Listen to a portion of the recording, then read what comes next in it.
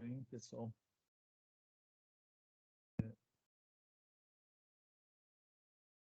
estou conseguindo entrar aqui na gravar para substituir aqui.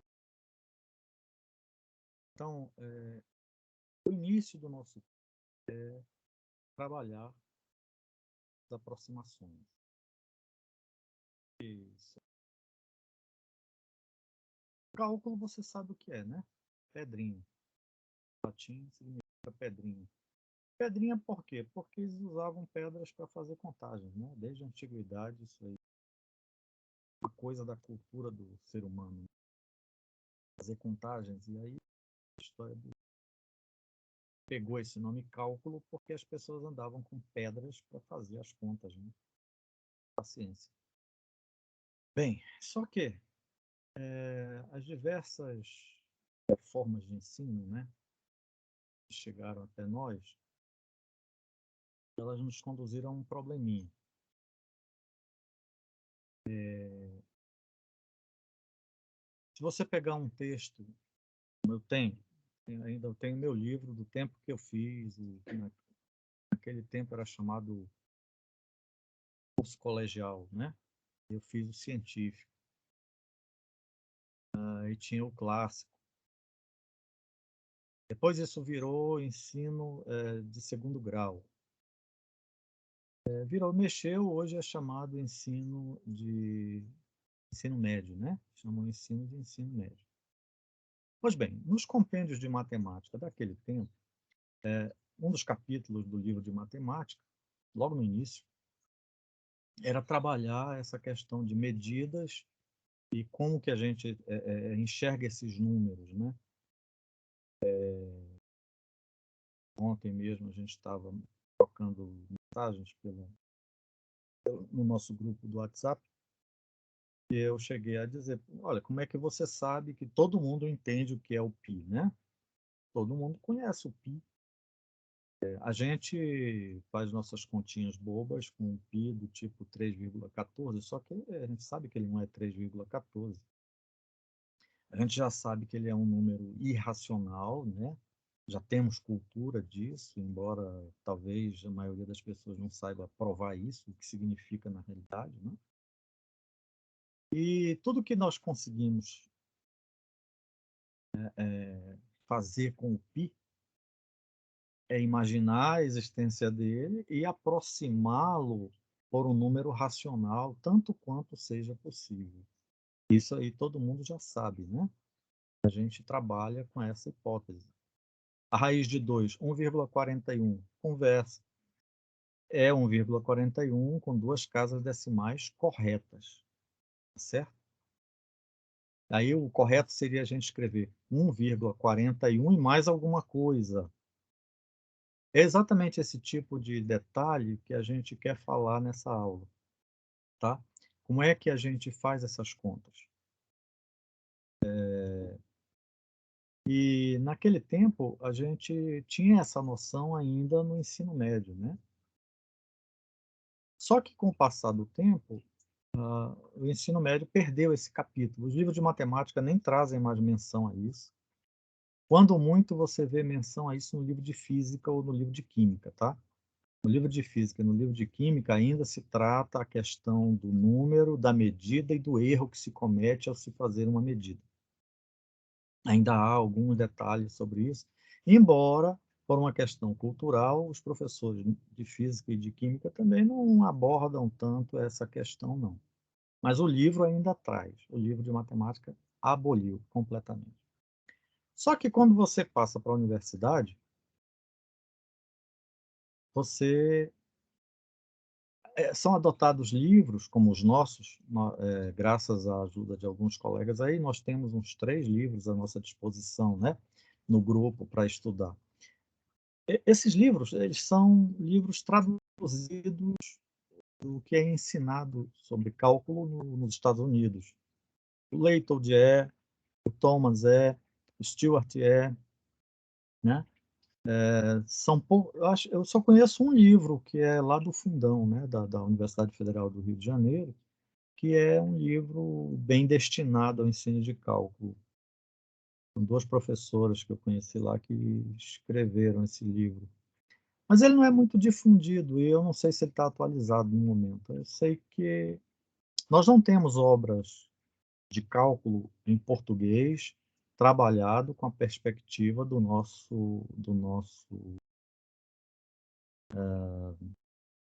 nossa metodologia de ensino de matemática que vem desde o ensino médio, né. Por outro lado, esses livros lá dos Estados Unidos, eles foram colocados no mercado para uma clientela do Coolidge, eles chamam lá essa fase da universidade que vocês estão, eles chamam de Coolidge, né. Para os alunos que entram nos cursos de cálculo do Coolidge, eles tiveram as noções de erro, de arredondamento, de como é que se processa essas medidas, esses números, tá. E aí o livro de cálculo aqui, ele foi só traduzido, ninguém botou um apêndice avisando: "Olha, a gente tem que entender esse negócio de erro, como é que a gente trabalha essa questão do erro". Ninguém se preocupou muito com isso não, tá. Ninguém se preocupou muito com isso não. E aí, fica esse descompasso. Eu coloquei o livro do Leitold, no nosso início lá na Aprender, primeiro porque ele faz um estudo não da série de Taylor, tá. Eu acho que só o Leitold e o Lang é que trabalham a fórmula de Taylor, que é uma coisa que é um prosseguimento do que você aprendeu no cálculo 1, que produz resultados excelentes de aproximação e que, se você fizer um limite lá, ela vira a série de Taylor, tá. O livro do eu estava observando, se você observar o livro do Thomas ou do Stewart, me parece que eles cuidam logo da série de Taylor. Isso é uma coisa, assim, meio esquisita, tá. Então eu peço que vocês, tomem deem uma olhada no nosso plano de ensino. Nós não queremos ninguém equivocado aqui, né, de repente a pessoa não concorda com a metodologia ou com esse encaminhamento, né. Tem tempo de mudar de turma se quiser, tá. Eu não estou expulsando ninguém não, mas vocês são 70. Se sair um ou 2 não vai fazer a menor diferença, tá. Mas, eu não quero gente insatisfeita. De repente tem programas mais adequados aí, não sei. Mas deixa isso para lá, isso é uma outra questão. Ah, resumindo, né, nós temos um descompasso aí entre aquilo que nós deveríamos saber e o que acaba que a gente vê nos livros, tá. Muito bem.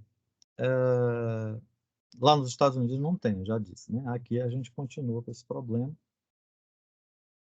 E nesse curso, já que a gente tem que falar da fórmula de Taylor, eu acho interessante a gente falar da fórmula de Taylor, porque ela é uma continuação daquilo que você aprendeu no cálculo, mormente ela é uma continuação do teorema do valor médio, tá. Ela é uma melhoria do teorema do valor médio, nós vamos demonstrar isso daqui a pouco, numa aula em seguida, e você vai ver que ela serve para aproximar coisas. Ainda nessa aula a gente quer explicar o que significa isso, mas não vai dar para eu falar da fórmula de Taylor hoje, fica para a próxima aula. Mas ontem mesmo eu até mandei uma foto da folha do livro do Leitor, de onde ele fala sobre aproximação. Ele faz uma continha, usa a fórmula de Taylor, né, eu vou mostrar para vocês onde está. Nós vamos ver só o resultado, depois a gente vai fazer aquela conta com ele. Quando eu der a aula de fórmula de Taylor, eu prometo que a gente volta lá e faz, tá? Já que a gente botou esse livro aí de frente para vocês, vocês podem utilizá-lo. Muito bem. O que ocorre? A gente vai, começar, portanto, eu vou chamar aqui o texto, né, que a gente quer, que é sobre os algarismos significativos, né. Vamos ver aqui. Então esse texto eu pedi que vocês lessem, ele está lá na Aprender e eu liberei ele no nosso grupo, né. Então, aqui se fala dos algarismos significativos e de correção. Então vamos lá. A gente sabe que a representação dos números reais no sistema de numeração base 10 utiliza esses 10 algarismos, né? O 0, 1, 2, 3, 4, 5, 6, 7, 8 e 9. A gente só vai considerar a base 10, não, mas você poderia aliar aqui ao que você está fazendo a base que você quiser. Tá? Então, os algarismos significativos de um número real, né, são todos os algarismos de 1 a 9 e zeros, desde que estes não sirvam simplesmente para fixar a posição decimal, ou que não estejam substituindo algarismos de casas decimais de ordem mais baixa que tenham sido abandonados. Tá? Então, essa é uma definição clássica. O que, que a gente está... Deixa eu chamar meu quadro aqui. Então, por exemplo, quando eu escrevo aqui, ó, 0, né? Eu escrevo aqui. O negócio parou aqui.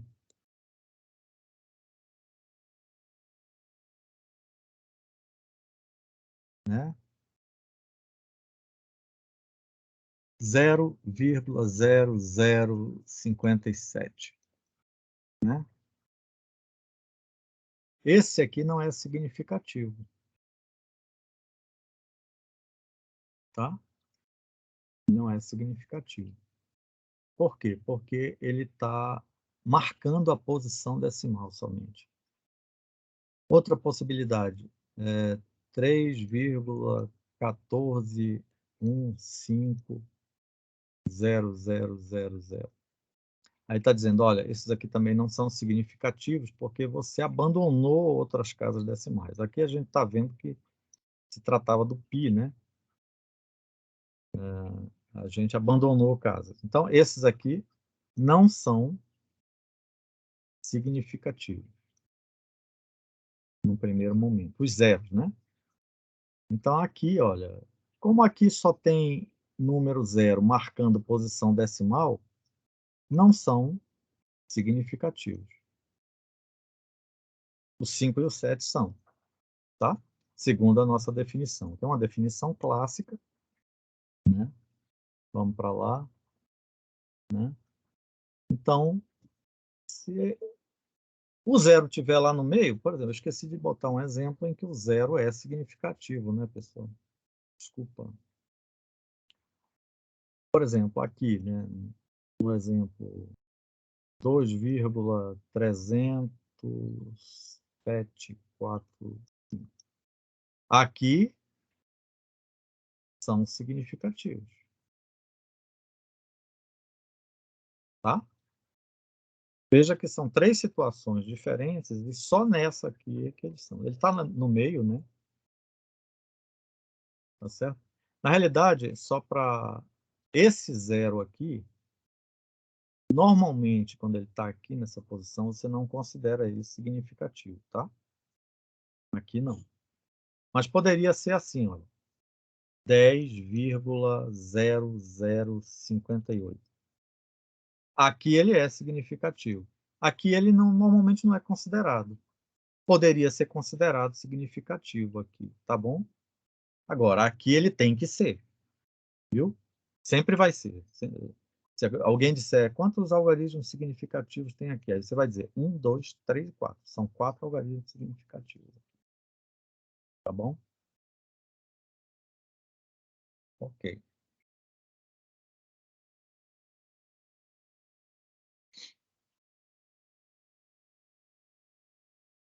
Vamos criticar essa última afirmação que eu fiz.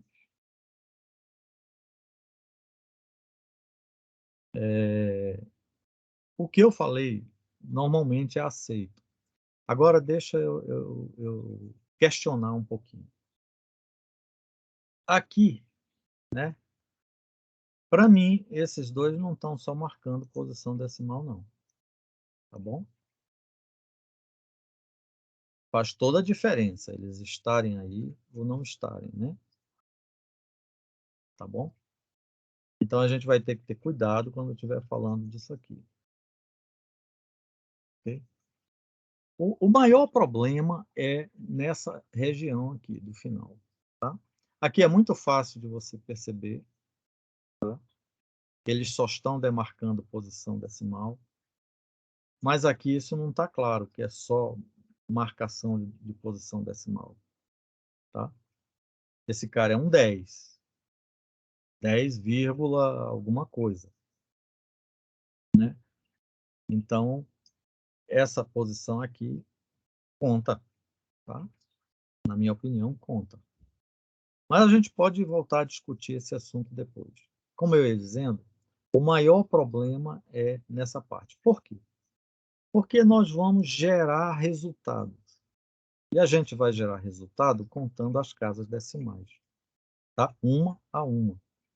E a gente quer que as casas decimais do nosso cálculo estejam, evidentemente, corretas, tá bom?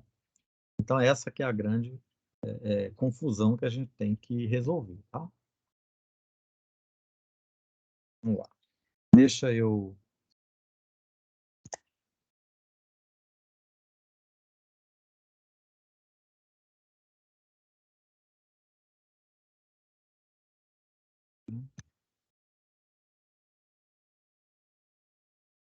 Deixa eu ver aqui.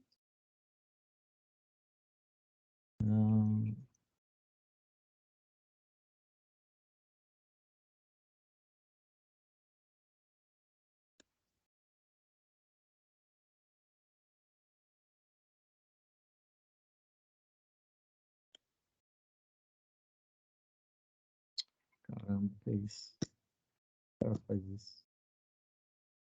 Já sei. Bom, vamos prosseguir.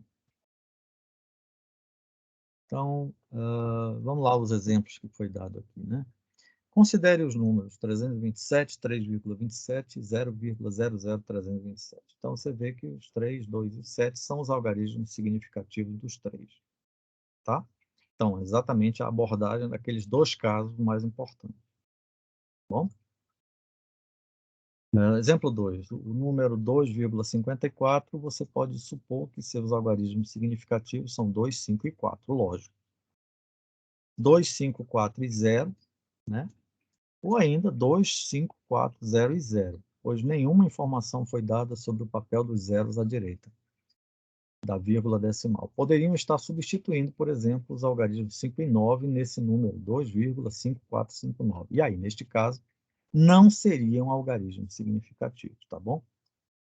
Mas se ninguém falar nada, você fica quieto. Como eu disse, o nosso grande problema é aí na parte de trás, né? Na parte depois da vírgula, porque esses caras a gente vai obter por cálculo. Nós vamos fazer contas para obter esses caras, tá bom? Bom, no exemplo 2, diríamos também que ele é uma aproximação do outro número, do 2,5459, né? Vamos agora formalizar esta ideia da aproximação. Você considera o número real alfa. Vamos supor que eu tenho um número real, né? Você tem toda a extensão do número? Não, você não vai conseguir. Mas você, de repente, consegue uma boa quantidade de dígitos dele, né? De algarismos significativos dele. Poderíamos querer utilizar uma aproximação dele, né? Que possua apenas k casas decimais, vamos dizer assim. Aí, nesse caso, você vai abandonar as casas decimais a partir do k mais 2 aqui, né? A partir daqui. Vamos já entender por que que eu não abandono a partir daqui. Esse carinha que está aqui, se eu quero usar k casas decimais, eu vou parar a situação bem aqui, tá? Vou abandonar daqui para frente e esse aqui é que vai ficar regulando as coisas. Nós vamos adotar o sistema de arredondamento. Esse é o que é usado na sua calculadora, é usado nos computadores, tá? O que nós estamos fazendo aqui é o praxe da computação científica, né? A gente resolve isso assim. Todos os computadores estão programados para trabalhar assim.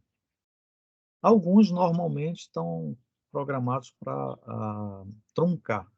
Truncar é só cortar. Poderia ser feito um corte aqui, partido A, K mais 2. Mas aí você, para efeito de conta manual, você perde informação, tá? É melhor, já que a gente precisa fazer umas continhas na mão aqui, com a nossa calculadora, Nós vamos aprender a fazer o arredondamento, ele é melhor, tá? No caso do computador, você pode deixar o truncamento, porque de repente você não vai ter. Não é você que vai fazer a conta, né? Você manda ele truncar a partir do centésima casa. Se você precisar de 50 casas, não foi afetado por esse truncamento essa casa número 50. Não, não mesmo, né? O importante é que não foi você que passou 30 anos fazendo a conta, né? Foi o computador em uns 10 minutos, 15 minutos, fez a conta para você. Beleza? Então tá bom. Vou abandonar. Eu quero K casas decimais. Então eu vou abandonar a partir da K mais 2. Por isso que eu substituí esse K mais 1 aqui, ó. Esse cara é onde eu arredondo. Eu abandono do K mais 2 para frente e ele eu faço uma modificação, que eu vou chamar de arredondamento, preservando as minhas K casas decimais que estão aqui, viu? Muito bem. Então, como que ele vai ser colocado, esse último cara, o K mais 1? A gente vai chamar ele de AK mais 1, o cara que estava lá, somado com 1, se o AK mais 2 for o 5, 6, o 7, o 8 ou o 9, tá? E vai ficar do jeito que estava, o AK mais 1, se o AK mais 2 for o 0, 1, o 2, o 3 ou o 4. Veja que foi dividido aqui a situação, né? Do 5 em diante, você acrescenta 1 ao valor da casa. Do 0 ao 4, você não acrescenta nada, deixa como está. Tá bem? Então, só para exemplificar, deixa eu chamar nosso quadro branco aqui para nos ajudar. Esse bagulho aqui não quer sair daqui de jeito nenhum. Por exemplo, eu tenho 2,718934567. Vamos supor que eu tenho. Está aqui o meu número real, né? Está aqui o meu número real. O número real está aí. Aí bom, vamos trabalhar, pessoal, com 4 casas decimais. Eu vou trabalhar com essas 4 casas decimais aqui. Significa que eu vou abandonar essa galera aqui. Então, eu vou considerar na minha máquina, para fazer tudo, preservando as 4 casas decimais, 2,71893. Porque esse cara sendo 4, esse aqui fica como está. Esse cara, na prática do cálculo, ele é chamado algarismo duvidoso, tá? Ele não é um cara que a gente deva confiar, tá bom? Agora, se eu estivesse trabalhando com 3,14, 15, 73, 89, 54, aí de repente você diz, não, vou trabalhar só com 4 casas decimais. Então, vou parar aqui, né? Eu vou botar um 8 aqui, porque senão mela o meu exemplo, tá?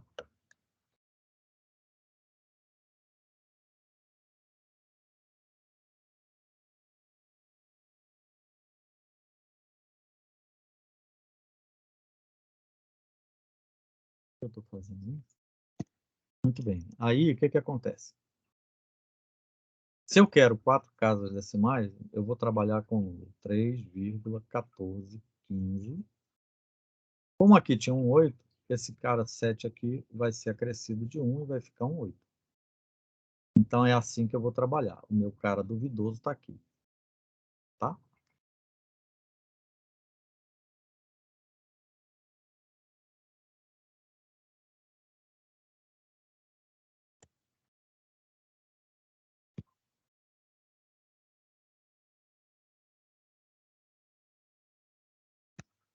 Não sei o que está acontecendo aqui. Hum,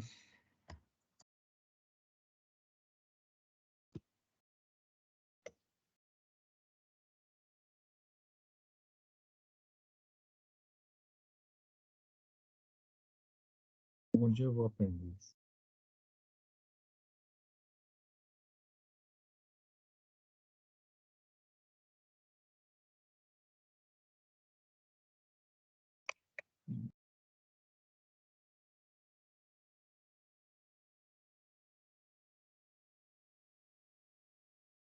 Ok.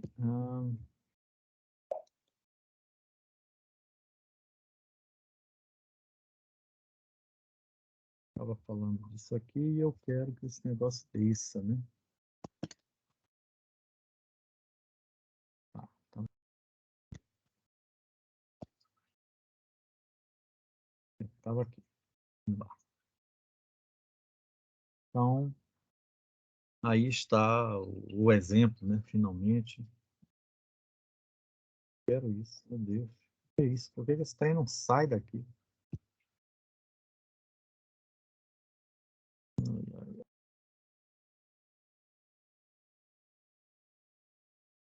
Hum, hum, hum.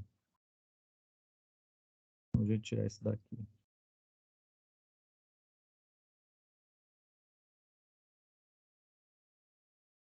É que o programa funciona para mim, mas ele depende lá da UNB, ele não depende só de mim. Bom, então, essa é a questão do arredondamento. Esse é o arredondamento que é feito. Detalhe, pode ter outros arredondamentos, tá, pessoal? Pode ter outros arredondamentos, nada impede que tenha outros arredondamentos, mas esse aí é o padrão, é esse que se faz dentro dos computadores.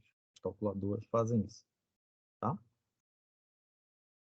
Evidentemente que o meu arredondamento de nota de prova, ele é mais delicado, ele não segue a risca isso daí não, porque senão não daria muito bem, né? Não ficaria muito legal, tá bom? Então, existem outras regras de arredondamento, mas elas são usadas no seu local específico. Você pegar uma calculadora qualquer, um computador qualquer, ele foi programado para fazer as coisas assim.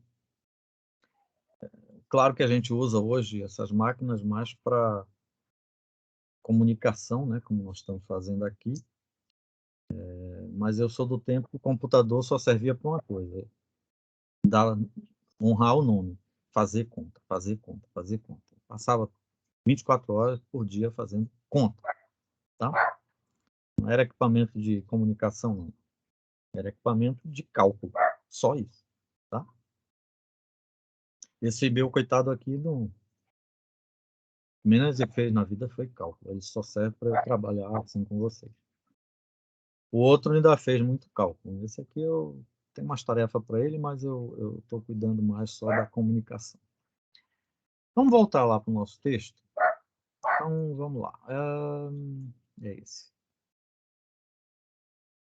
Qual foi a jogada aqui que eu escolhi? Já explicamos aí a questão do duvidoso. Aí eu quero dar uma ideia de correção baseada num exemplo que é muito simples, tá? Que nós vamos discutir depois. Essa é uma fórmula de você calcular a raiz quadrada de 2, tá? Essa é uma fórmula.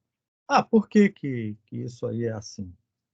Vou explicar. Nós temos um jeito de explicar baseado no fato de que já fizemos cálculo 1, né? A gente está há mais de 300 anos aí lidando com o cálculo que foi, aspas, inventado pelo Newton, pelo Leibniz, né? Então dá para a gente explicar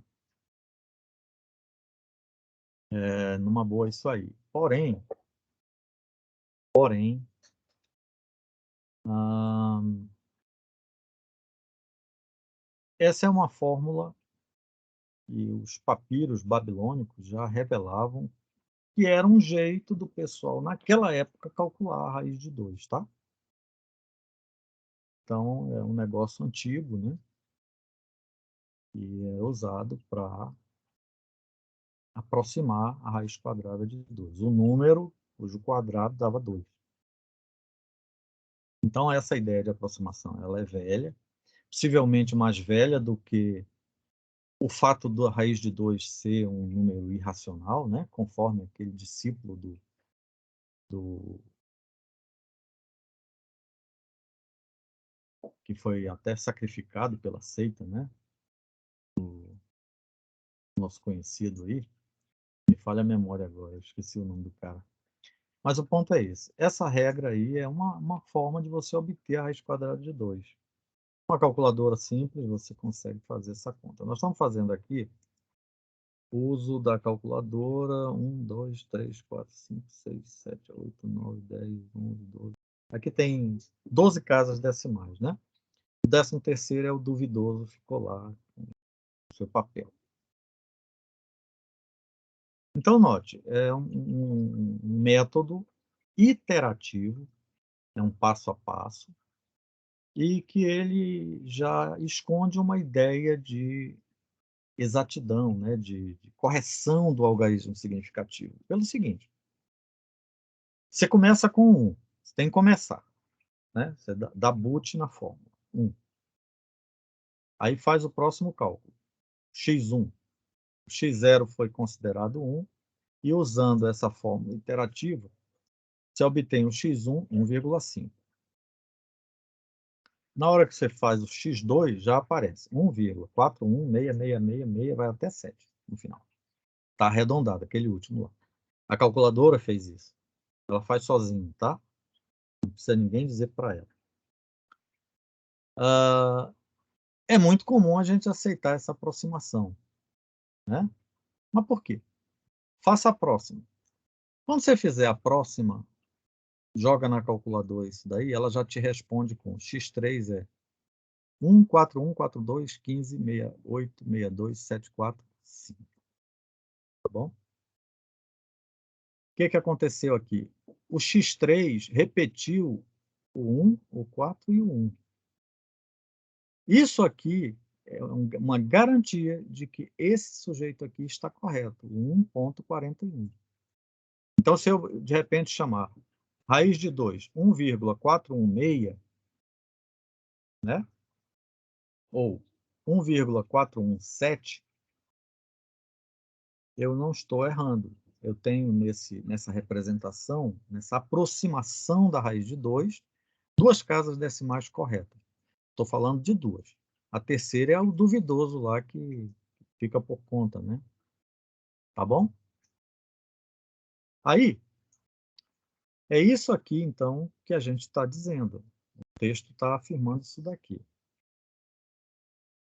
Bom, naquela aproximação que a gente obteve, tem bastante número aqui, né? Se você faz mais uma iteração, com a calculadora você faz isso de mão na costa, né? Você faz o próximo, o x4. Pá, pá, aí vem 1.41421356237747. Você observa aqui, né, que se repetiram o 41, 4, 2 e 1, né, que estava lá. 4, 1, 4, 2 e 1. Então, se você arredondar aqui no 5, aqui você tem já uma aproximação da raiz de 2 com 6 algarismos corretos. Ou com 1, 2, 3, 4, 5 casas decimais corretas. Tá? Então, ora a gente pode falar com algarismo significativo correto, mas nesse caso inclui todos os algarismos, né, que aparecem. Ou só com as casas decimais. Fica subentendido que você já tem o cara lá da parte antes da vírgula, né? Parte inteira, você já tem ele como correto, tá bom? E aqui, para finalizar, né, esse exemplo, você tem aqui, ó, vou fazer uma quinta iteração. Vou pegar a calculadora, isso não vai me custar muito, porque é a calculadora que vai fazer a conta. Olha só, o x5 me repete, olha, 4, 1, 4, 2, 13, 56, 23, 7. Ele fica com 1, 2, 3, 4, 5, 6, 7, 8, 9, 10, 11, né? Casas decimais. Tá certo? Corretas. É o que ele está dizendo aqui. Então, a iteração da frente, ela atesta a quantidade de casas decimais corretas da iteração anterior, tá bom? Então, o método iterativo, quando ele dá certo, quando ele converge, então essa é uma outra palavra que a gente vai aprender, você nota que você está obtendo valores a partir daquela fórmula, tá? Então, você tem aí a convergência. Quando o método converge, ele é bom nesse aspecto, ele vai melhorando, vai aproximando cada vez mais do número que ele está se propondo a fazer a aproximação, tá? Então, olha lá. Aqui você já vai parar, porque a nossa calculadora vem até aqui, só tem 13 algarismos mesmo, não vai fazer mais, tá? Então, eu não posso te mostrar mais nada a partir daqui. Agora, o que eu posso te adiantar é que, vamos voltar ali para trás, olha só, aqui, né, você vê que tem o 1,41, tinha 3 casas decimais, né? Correto. Quer dizer, 2 casas decimais corretas ou 3 algarismos significativos. Você fez a conta de novo, você ficou com 1, 2, 3, 4, 5, 6 algarismos significativos. Correto. O dobro do que você tinha. E quando você faz a 5, né? A 4, você vai ficar com 1, 2, 3, 4, 5, 6, 7, 8, 9, 10, 11, 12 algarismos. Dobrou. Esse método, para calcular a raiz de 2, você vai notar uma coisa. Ele vai dobrando o número de casas decimais a cada iteração, tá? Então, se nós tivéssemos mais espaço aqui para a calculadora fazer a conta, mas é uma calculadora simples, não é um computador, ele não vai imprimir aquele 1000 números ali para a gente, então a gente só fica com essa observação, mas depois, quando a gente estiver estudando as sequências, é por isso que a gente começa desse jeito, depois você já tem uma ideia do que é sequência, do que é convergência, como obter um monte delas, tá? Aí a gente vai mostrar, fazendo as contas mesmo, que isso aqui ocorre para a raiz de 2. Aí você vai me perguntar, professor, mas não dá para eu fazer aí a raiz de 3? Bom, se você quiser fazer a raiz de 3, não tem problema nenhum, tá? A raiz de 3, a única coisa que você vai mudar em termos de fórmula, né? Eu posso te sugerir que você faça o seguinte, que é a raiz de 3. Aí, para a raiz de 3, é melhor repensar o que eu falei, tá? Pode não funcionar tudo que funcionou para a raiz de 2, mas aí você pode usar esse método. Você pode fazer x0 igual a 1 e xn mais 1 igual a 3 mais xn quadrado sobre 2xn. Note que é aqui o problema, né? Se for raiz de n, você bota um n aqui, tá? Aí pega a sua calculadora, obtém o x1, obtém o x2, né? Aí você vai vendo o que se repete lá na frente. Faz umas 5 iterações que você já tem uma boa conclusão do que está acontecendo, ok? Pode fazer isso. Ah, professor, mas como é que a gente chega a essa conclusão? De onde você tirou isso? Para satisfazer essa curiosidade, que eu sei que muitos vão ter, você viu no cálculo 1 que, dada uma função, normalmente um grande problema que nós temos é achar o zero da função, né? Essa aqui é a função y igual a f de x. E bem aqui é um ponto x, tal que f de x é zero. Isso é chamado um zero de f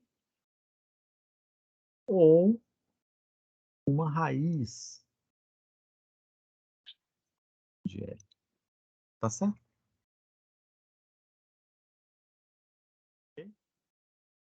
Bem, eu não sei te dizer como foi que os babilônios descobriram esse negócio. Eu só sei que quando esse método é um método que a gente descreve de uma forma simples, mas que quando eu estudava no curso primário, o que é curso primário? É o que chamam hoje de ensino fundamental. Na quinta série do ensino fundamental daquela época, a gente aprendia a extração, não é do dente não, tá, da raiz quadrada,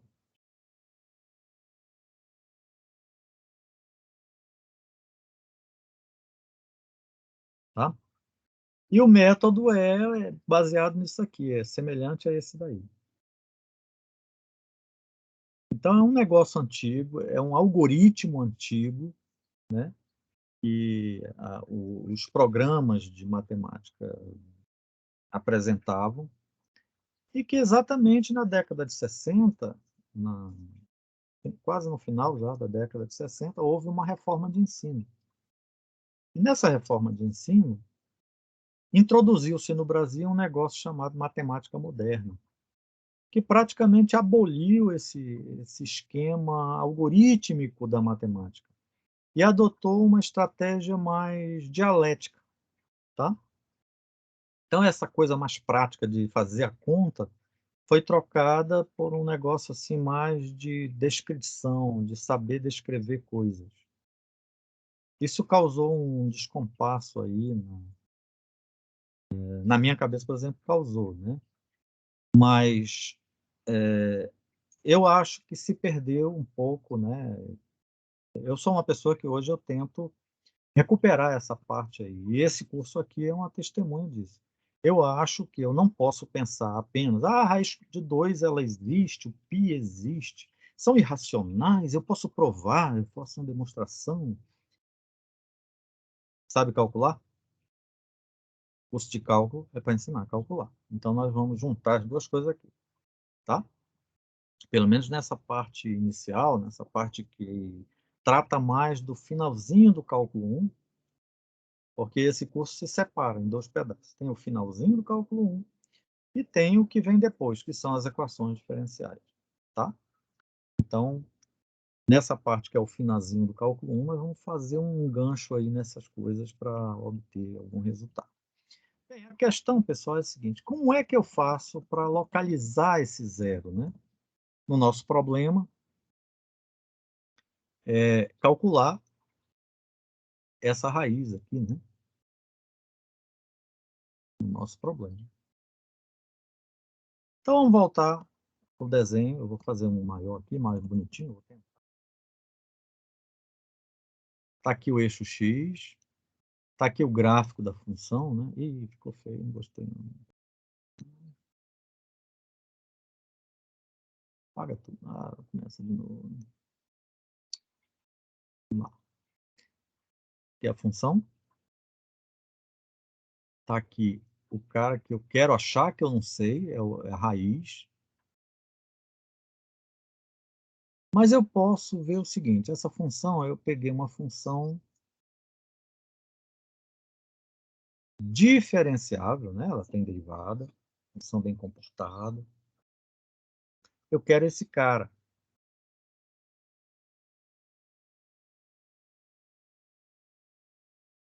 Bem, eu não sei quem ele é.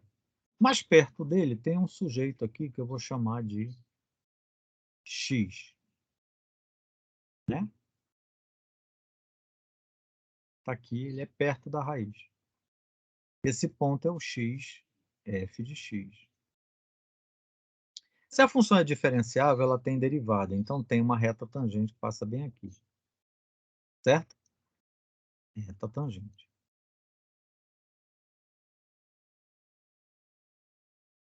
Bom, qual é a equação da reta tangente que passa nesse ponto? Bom, o coeficiente angular dela é o f' de x. A equação dela vai ser, ela passa nesse ponto e tem esse coeficiente angular. Ela vai ser y menos f de x igual a μ, que é o f' de x, né? Tá certo?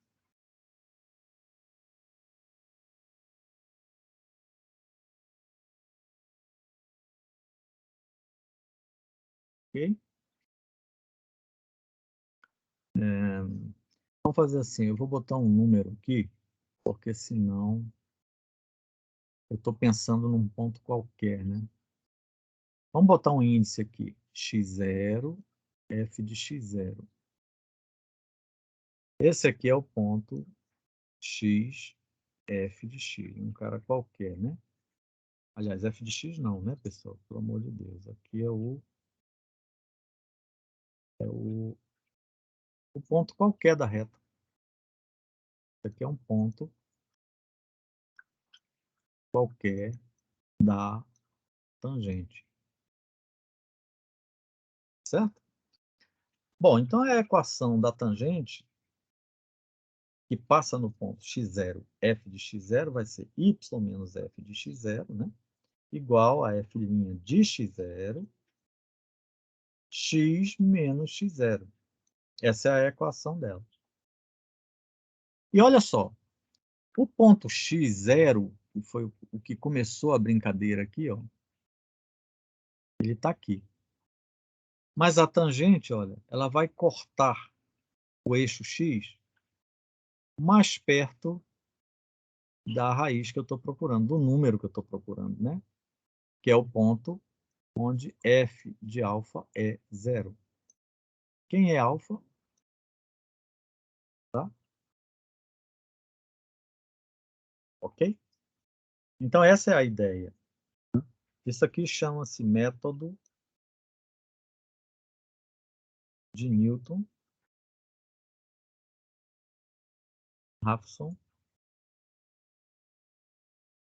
para localizar raízes. E, coincidentemente, ele bate com a ideia do pessoal lá do passado. Essa equação aqui, no momento que eu quero o y igual a zero, ela fica, né, se x, né, eu quero o zero, né, o x1 corresponde ao y igual a zero na equação da tangente. E aí? 0 menos f de x0 vai ser igual a f' de x0, né? x1 menos x0. Resolver, vai ficar com... É importante, olha, aqui é muito importante que o f' de x0 seja diferente de zero. Então, se a derivada da função que eu estou próximo do ponto que eu quero a raiz, a derivada da função perto de zero, o método vai sujar, tá? Não vai ser legal. Mas se não for perto de zero, então nós vamos conseguir fazer isso, né? Menos f de x0 sobre f' de x0 é igual a x1 menos x0. Daí, x1 é igual a x0 menos f de x0, f' de x0. Aqui, essa aqui é a chave do método. Porque aí o que aconteceu de novo? Achou esse ponto x1? Ótimo, você achou o x1. Você levanta aqui a perpendicular, ó, acha o ponto onde você está com encosta no gráfico, puxa a tangente de novo, ó, a tangente já vai estar mais perto, certo? Cada vez vai ficar mais perto. Essa é a ideia do método, viu? Então, só para checar, aqui nós vamos ter, é dado o x0, né? Escolhido o x0, e aí o xn mais 1 vai ser xn menos f de xn, f' de xn. Aqui o n começa do zero, tá? Só para checar. Se a função era achar a raiz quadrada de 2, a positiva, então eu estou tratando do f de x igual a x ao quadrado menos 2. f' de x vai ser 2x. Ali por perto, de onde deve estar a raiz de 2, isso é um outro problema, né? Onde estaria a criatura? A derivada não vai zerar por aqui, né? Embora, se você se aproximar aqui do zero, vai dar já ia dizer besteira, né? Não vai dar certo, tá? Mas aqui, ó, tranquilo. Então, a fórmula de iteração é xn mais 1, né? Já sei que o 1 é perto. Nós vamos depois ver outra aula, o teorema do valor intermediário, né? Para a gente localizar raízes. Xn mais 1 vai ser o xn menos o xn ao quadrado menos 2 sobre 2xn, tá? Vai ficar, né? Xn mais 1 é igual a 2xn ao quadrado menos xn ao quadrado mais 2 sobre 2xn, que dá 2 mais xn ao quadrado sobre 2xn. Aí, se você estivesse trabalhando com a raiz de 3, só trocaria esse 2 do polinômio aqui, né? Esse cara aqui. Né? Só ele que você trocaria. Tá bom? Por que que eu sei que o 1 é perto? Né? Porque, olha, 1 ao quadrado é 1. Né? 2 ao quadrado já é 4. O cara que eu quero, quando é elevado ao quadrado, ele é 2. Então, é alguém entre 1 e 2, porque aquela nossa função quadrática ela vai passar aqui. Né? Então, para dar 2, um deu 1, um deu 1. O outro dá 4. Então, o 2 está no meio. Então, tem que ser aqui, nesse intervalo. Tá bom? Depois isso chama teorema, tá? Então, tendo em conta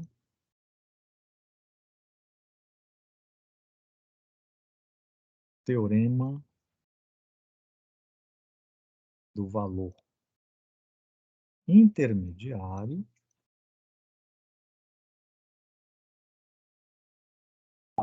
a iteração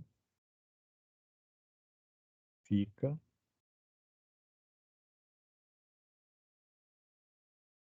posso começar do 1, x0 igual a 1, e xn mais 1 igual a 2 mais xn ao quadrado sobre 2xn, com n 0, 1, 2, por aí vai.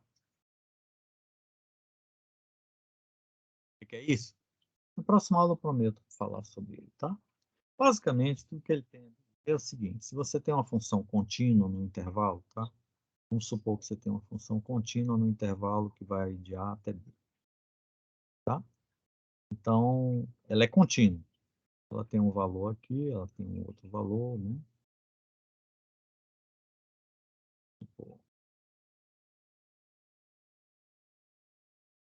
Então, aqui é o f de A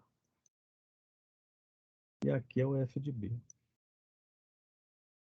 Se ela é contínua e você tiver um carinha que está aqui entre o f de A e o f de B, gama, então ela afirma que vai existir pelo menos um carinha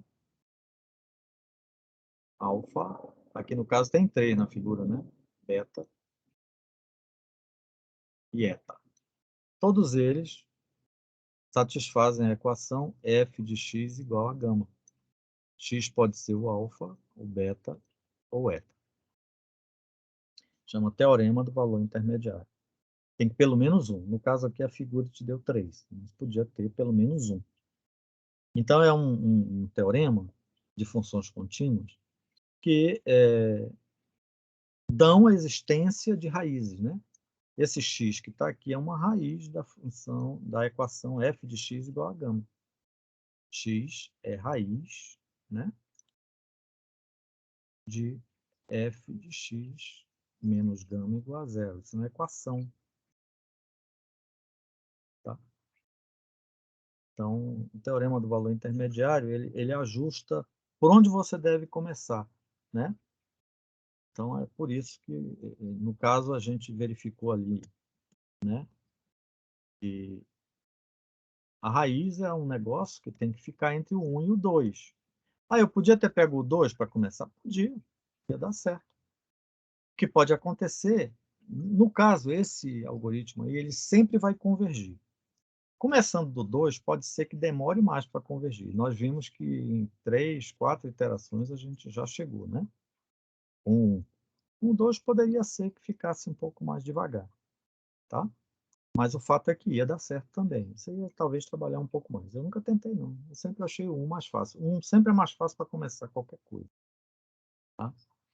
Então, você tenta isso daí, isso explica, né, a nossa e fechando esse nosso encontro, quero chamar a atenção de vocês para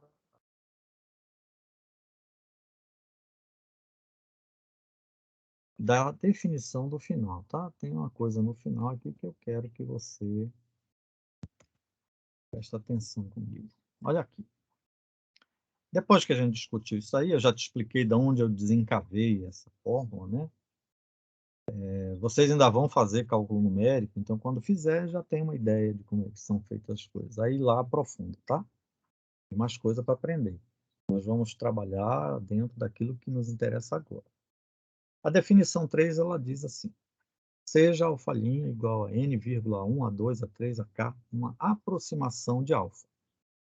Diremos que AK é um algarismo significativo correto se alfa menos alfa' for menor que 0,5 vezes 10 a menos k.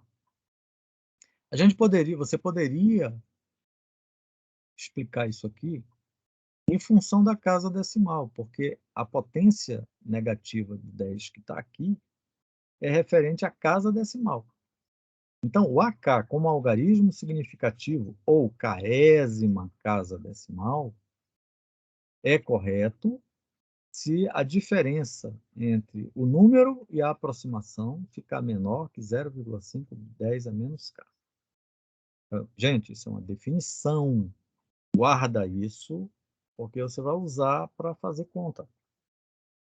Essa expressão alfa menos alfa' é chamado erro absoluto, que se comete ao substituirmos o alfa, que é o número que a gente pretende, pela aproximação dele. É o caso que a gente sempre faz. Nunca se fala do π, né? A gente só tem uma aproximação dele. Qual é o erro?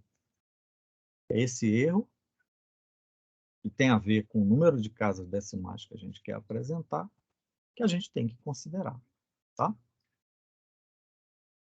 Existe um teorema que fala, conclui coisas em relação a algarismos significativos corretos, que depende da noção de erro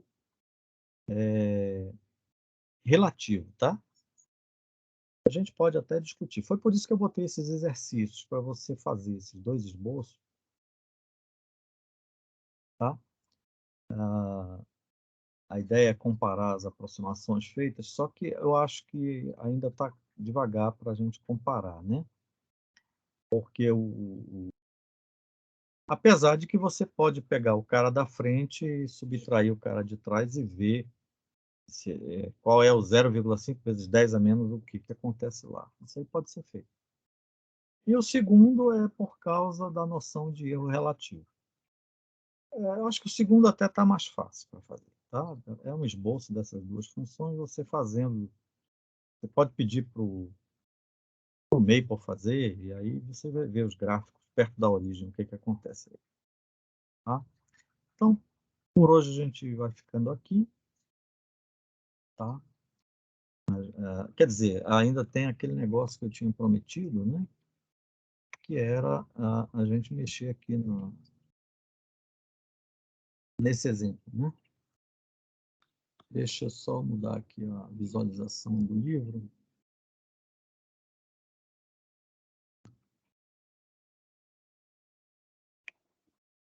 Então, vou aumentar aqui um pouquinho.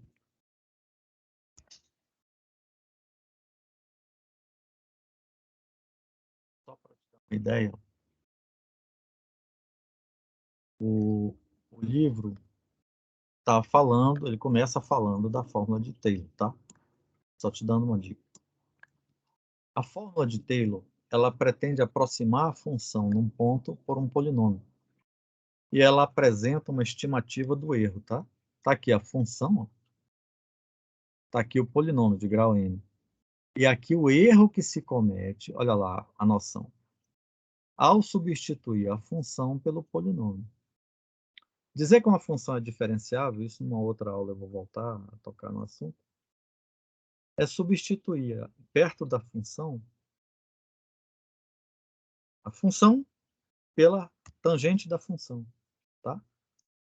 A tangente é um polinômio do primeiro grau, olha aqui onde ele está. Se você tiver um polinômio do segundo grau, aumenta, você vai aumentando, tá?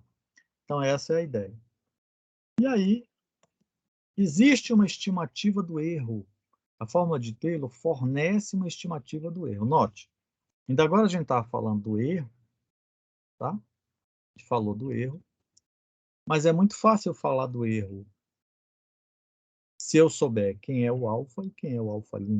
O alfa' você viu que a gente sai produzindo, mas o alfa, às vezes a gente não sabe. E aí a fórmula de Taylor, ela está dizendo assim, olha, eu sei te dizer, apesar de eu não ter o alfa, eu te dou uma estimativa do erro. E é tudo de bom para nós esse trem aqui, tá? E o exemplo que o livro está ilustrando, só mesmo para você verificar, tá? Ele está fazendo aí as primeiras. Vamos fazer isso, tá? Eu quero focar só aqui na definição, olha aqui. Ó,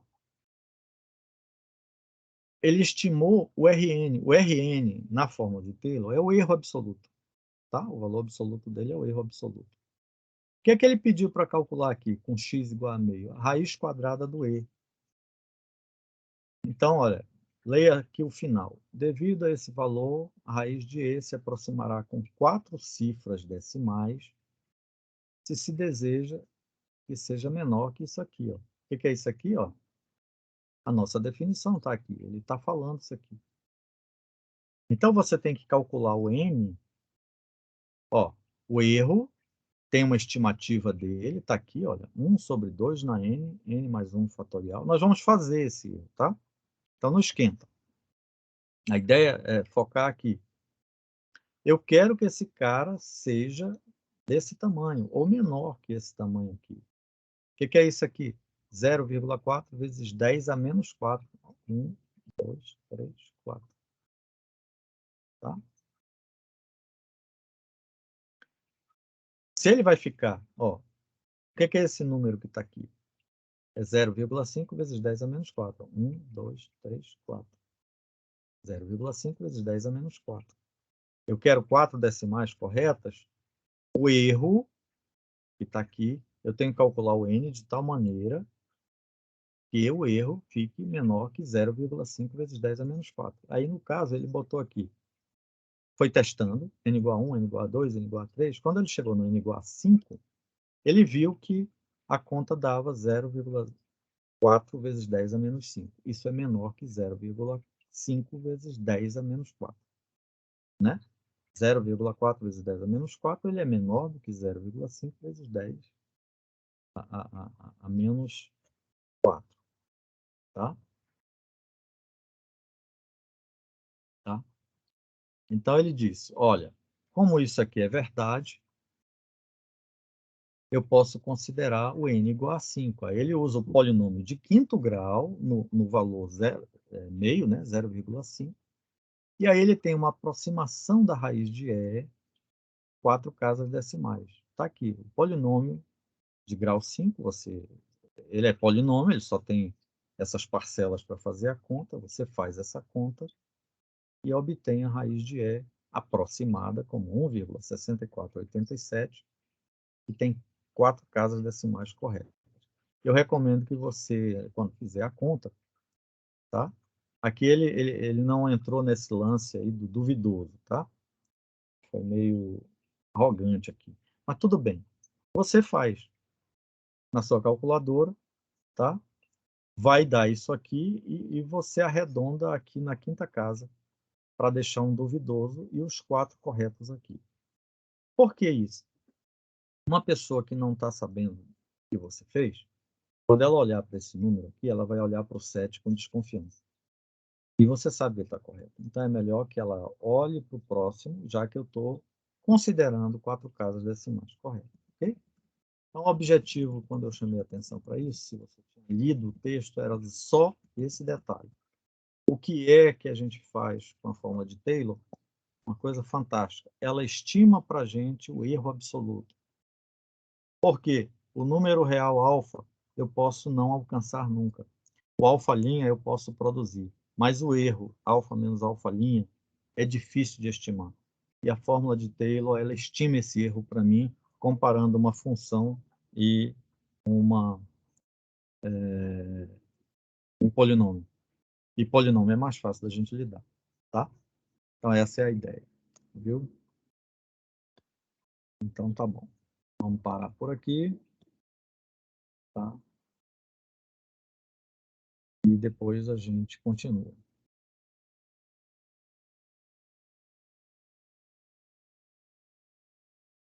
Até logo.